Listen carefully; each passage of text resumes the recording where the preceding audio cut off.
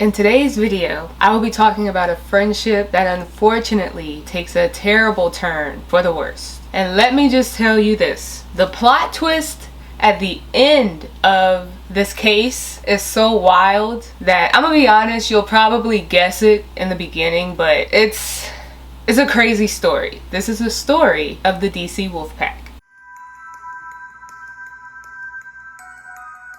Before I get any further into this video, I'm Courtney Elise, aka Court Crimes TV, and welcome to my channel. If you happen to enjoy, please like, subscribe, and comment. Let's get into the video. Jeffrey Neal, Leon Young, and Delano WIngfield were three best friends living together in Northwest Washington. They have been friends for years, since the 9th grade, and have been inseparable. Though they were best friends, like everyone, they all had drastically different personalities. Jeffrey, who was the oldest of the group, was said to be very caring, smart, and also the most responsible one of the group. Delano was described as pretty much an introvert, very shy, and very to himself, while Leon was described as a fireball, so to say. He was very talkative and a people person. The three friends were together so much that they started to name themselves the Wolfpack. Since the pack was about to graduate high school, Jeffrey asked his mother, can all three of them move into one of the houses that his grandmother owned?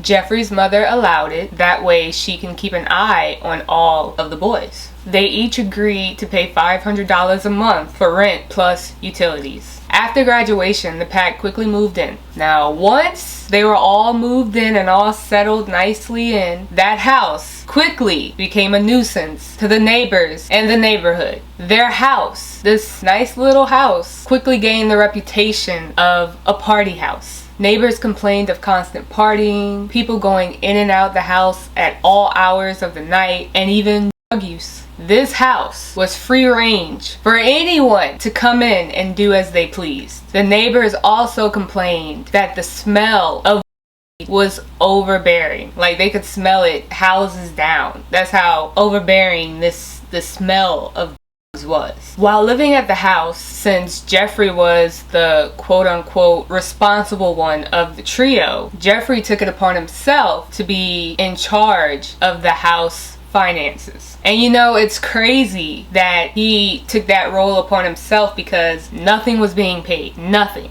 Bills weren't being paid, they had no running water, no electricity, no food, nothing. Nothing was being paid. So what was Jeffrey actually in charge of? Jeffrey soon became very angered and enraged by nothing being taken care of in the house. You know, they were practically living in squalor. They had no lights, no water, which is partially his blame because he's supposed to be in charge of all the finances in the house. But I digress. Once Jeffrey became angry, everybody in the house, Delano and Leon, started to become angry at everybody in the house. This once trio, this once inseparable best friend group, the pack, started to seriously hate one another. Everyone is angry at everyone. Tempers are flaring, but Leon is the one that's really starting to be on edge all the time. You know, like I said in the beginning of the video, Leon was the fireball of the group, of the trio, of the pack. He was very talkative, very extroverted, but they said Leon also had a dark side. You know, if he didn't get what he wanted, he would act out until he got what he wanted. Leon was also dealing with severe mental health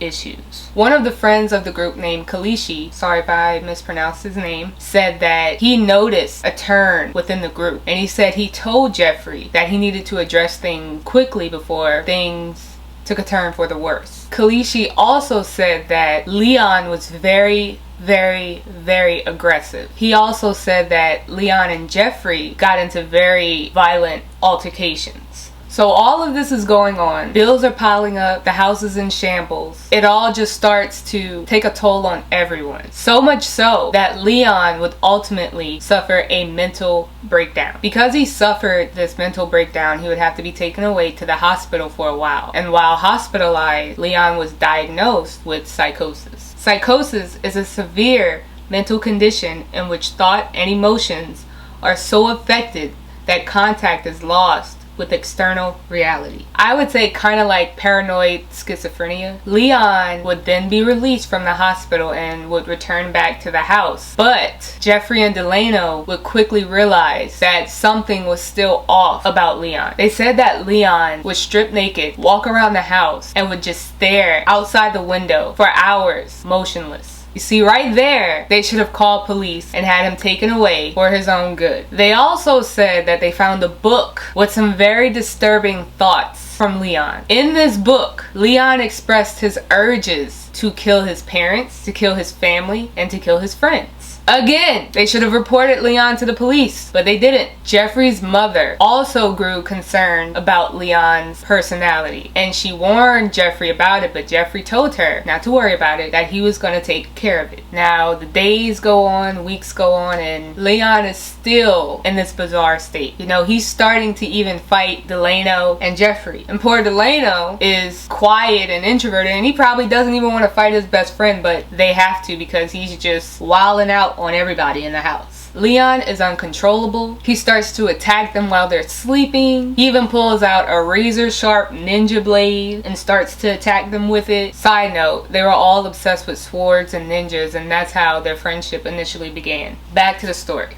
During one of the altercations with Leon actually cuts Jeffrey on the hand to the point to where Jeffrey has to go to the hospital and get stitches. I can assume that during all this nonsense with Leon and Leon's, mental illness is just really taking a toll on everybody, Delano and Jeffrey are probably going back and forth about kicking Leon out of the house. Because who wants to go through all of this, especially with your best friend who has mental illness? Like, he should have been with his family, not with his friends in a party house with no water and no electricity.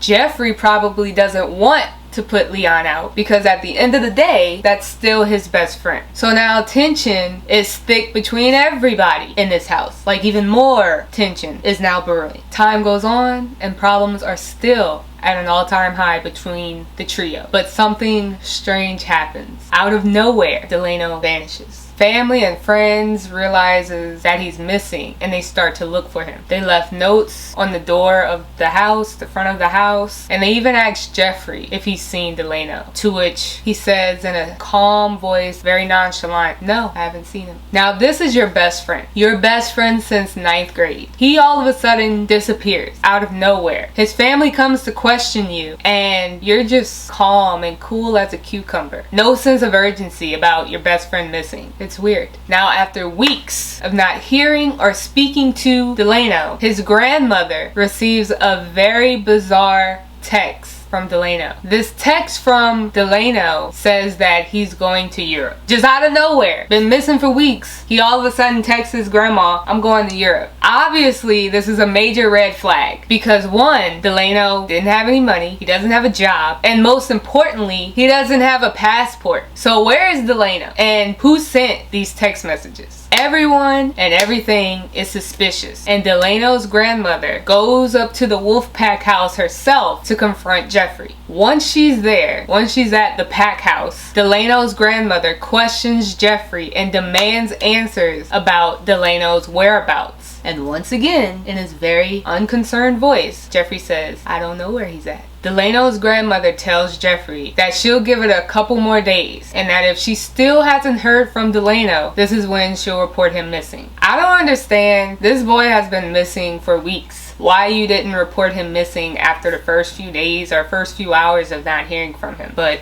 that's not my business. So now it's just Jeffrey and Leon in the house with all their problems. They're still at each other's throats, constantly arguing and fighting, until one day everything just went quiet. No arguing, no fighting, no partying, no nothing, just quiet. Which was weird to the neighbors because they were always constantly having parties, and recently they were constantly fighting, loud arguments, and it's just silent now. So for everything to just go quiet out of nowhere was obviously strange. Neighbors didn't hear from Jeffrey or Leon. They were nowhere to be found. So now all three of the friends are missing. On June 13th, of 2014, Jeffrey's family eventually decide to go to the wolfpack house. And once there, they start to notice a strange smell. Jeffrey's uncle follows the smell all the way up to the attic, and once at the attic, he climbs the ladder, and this is where they find the decomposing body of Leon Young. They find him obviously deceased. He was underneath an air mattress with a plastic bag tied around his head and nude.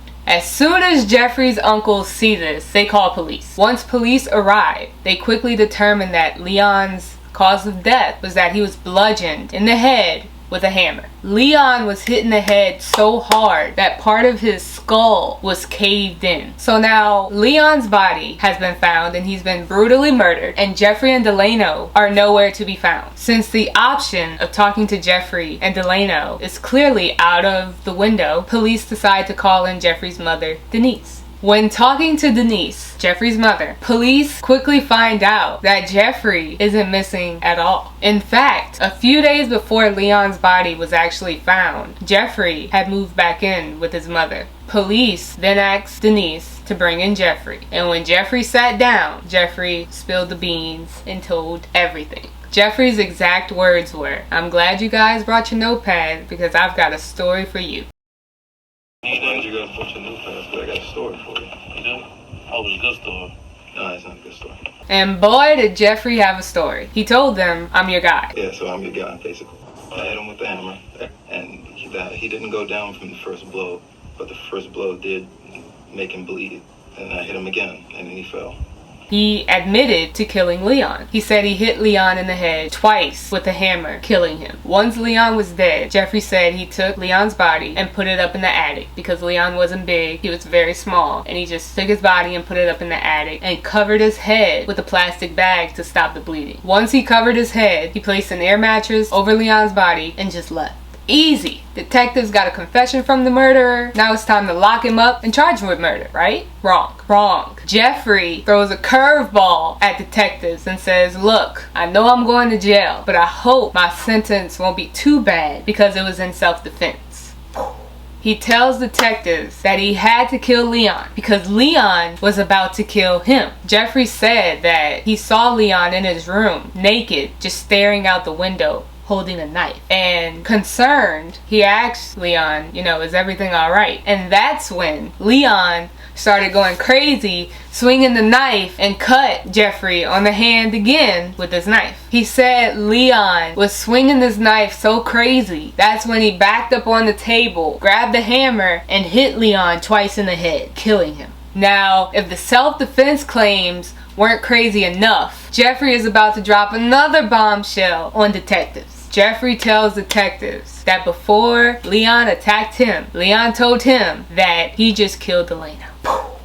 He said that Leon came at him and said, "Look, I just killed Delano and I could do the same thing to you." Due to all the past conflict with Leon and Leon having severe mental health issues, detectives believe what Jeffrey is telling them. So the claims of self-defense wasn't that crazy. Despite Jeffrey admitting to brutally killing his best friend Leon, police decide to let Jeffrey go home, which is weird because he just confessed to murder. Why? With new information about Delano, and since there is a missing persons report made by Delano's grandmother, on June 16th of 2014, police decide to go back to the wolfpack house. This time they bring in cadaver dogs and they search the inside and the outside, to which the dogs pick up a scent. In the backyard buried, they find the body of Delano. Now here's the crazy part. Delano was found naked and bludgeoned to death, the same way Leon was found murdered. Now police is starting to question Jeffrey's story. Once Delano's body was found, they go back inside the house and they find two different types of hammers. One was found with Jeffrey and Leon's blood all over it, and the other one was only found with Delano's blood. Medical reports come back, and let me tell you, it is not looking good for Jeffrey at all. Delano's blood is found all over Jeffrey's room, and instead of being hit twice in the head, Leon was hit multiple times. with the hammer. The autopsy shows Leon was hit over 20 times. 26 times to be exact. At this point, Jeffrey is denying to have any involvement in Delano's murder. But things isn't adding up. Jeffrey's story is not adding up. Police still don't have a motive as to why Leon and Delano were both murdered. But since their murders were so similar, Jeffrey was still charged with the killings. When in police custody, Jeffrey exposes the real motive behind everything. Let me just tell you this. I kind of figured this out when I first heard this story on Crime Watch Daily, but it's just crazy. This is a very crazy twist, okay? Jeffrey tells them that this long-time friendship ended up turning into a love triangle going wrong. Another bomb drop.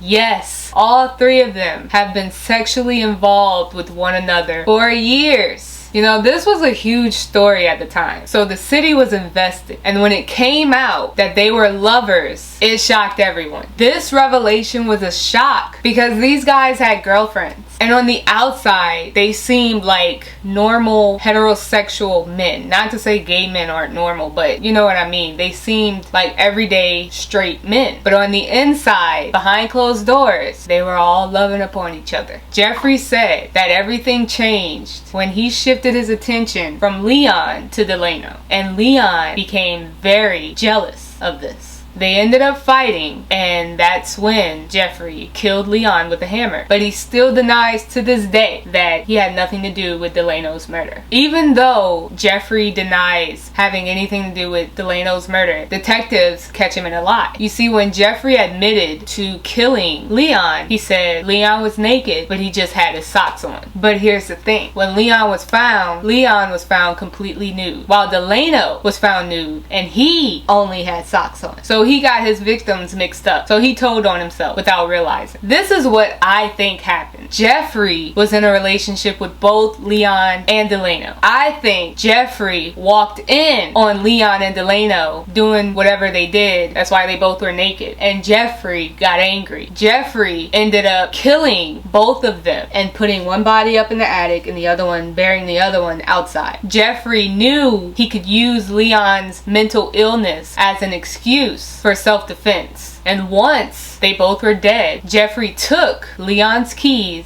and his car and his wallet and drove to Florida. Once he ran out of money, Jeffrey's grandmother sent him some money to come back home to Northwest Washington. And this is when all hell breaks loose. This is when he confesses to the murder of Leon, but he denies everything about Delano. Jeffrey was ultimately charged with 60 years in prison. This was a crazy story, knowing that they were all messing around and Jeffrey's jealousy got the best of him. But what happens in the dark will come to light. Rest in peace to Leon and Delano.